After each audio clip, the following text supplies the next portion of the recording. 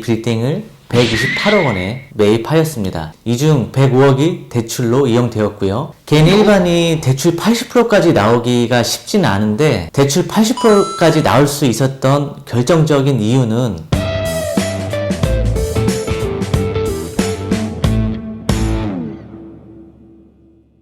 안녕하세요. 아나TV의 이대입니다. 추석 연휴에 있는 한글날 황금 연휴로 여유롭게 시작한 10월. 이제 벌써 셋째 주가 시작되었네요. 시간은 참으로 빨리 흘러가는 듯하죠. 가을이 오는 듯 하더니 벌써 날씨가 제법 쌀쌀해지고 있습니다. 곧 겨울도 다가올 텐데요. 가는 세월 잡을 수 없다고 하던가요? 그러니 유수와 같이 속절없이 지나가는 세월이 야속하기만 합니다. 그러나 우리에게 영원한 소녀로 남아있는 그룹이 있죠. 바로 소녀시대입니다. 소녀시대로서의 모습은 보기 힘들지만 멤버 각자 활동을 다양하게 보여주고 있는데요. 오늘 유리씨의 건물 매매 사례를 소개해드리려고 합니다. 유리씨의 노현동 빌딩입니다. 배수 면적 145평, 연면적 394평, 5층에 지하 1층 2003년도 2종 일반 주거지역 주차 9대가 가능합니다.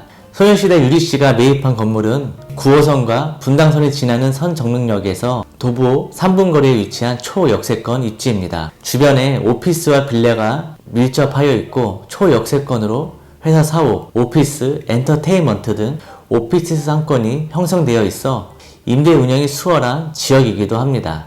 장점이 있다면 이 건물은 2면 코너도 아닌 3면 코너입니다. 보통 이렇게 3면 코너 건물은 보기가 드물거든요. 6m, 6m, 4m 코너로 접하고 있어 가시성이 뛰어납니다. 그리고 2016년도에 리모델링을 하여 빌딩 내외관도 빼어난 편입니다. 그런데 한 가지 단점을 잡자면 1층에 상가가 들어올 수 없다는 점이 아쉬운 좀 부분이에요. 1층에 카페를 놓고 상부층에 사무실을 놓았다면 임대료도 올라가고 건물 가치는 더욱 높아질 수 있었겠지요. 또 한 가지 아쉬운 점이 있다면 지하가 주차장으로만 되어 있습니다.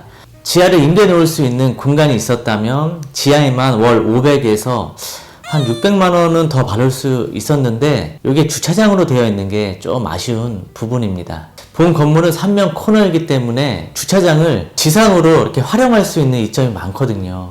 소녀시대 유리씨는 올해 7월 달에 이 빌딩을 128억 원에 매입하였습니다. 이 중 105억이 대출로 이용되었고요. 개인 일반이 대출 80%까지 나오기가 쉽지는 않은데 대출 80%까지 나올 수 있었던 결정적인 이유는 청담동에 있는 본인의 집을 공동담보로 넣어 가능했던 것 같습니다. 보증금 5억과 취득세 4.6%를 합산하면 실투자 현금은 23억 원 정도였을 것으로 추정됩니다. 유명 게임 회사가 통임대하여 안정적인 수익률이 나오는 건물에 유리씨는 연예로서의 높은 신용 등급과 공동담보로 인해 80% 정도 선의 대출이 가능했던 것으로 보입니다. 대출 이자가 2.5%대로 가정해 본다면 대출 이자가 연간 2억 6,500만 원이고 월로 나누면 월 이자가 2,200만 원으로 임대료를 제외하고도 한 1,300만 원 정도는 남는다는 계산이 나옵니다.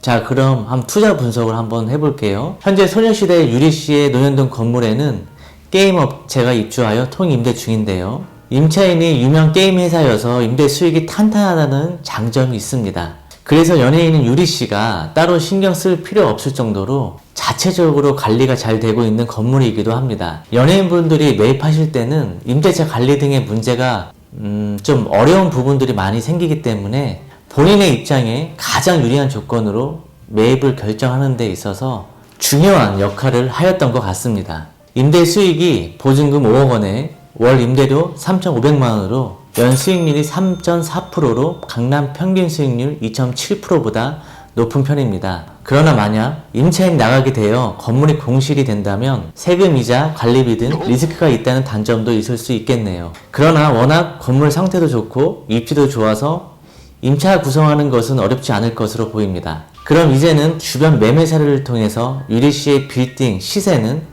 어떠했는지 한번 살펴보겠습니다. 유리씨 건물 옆 골목에 얼마 전에 팔린 매매 사례입니다. 빨간색으로 칠해진 곳이 일종 일반 주거지역입니다. 이 레드라인이 평당 6,500만원 정도가 시세라는 것을 알 수 있습니다. 그렇다면 유리씨 건물은 일종 주거지역보다 한 단계 위인 2종 일반 주거지역의 3면 코너입니다.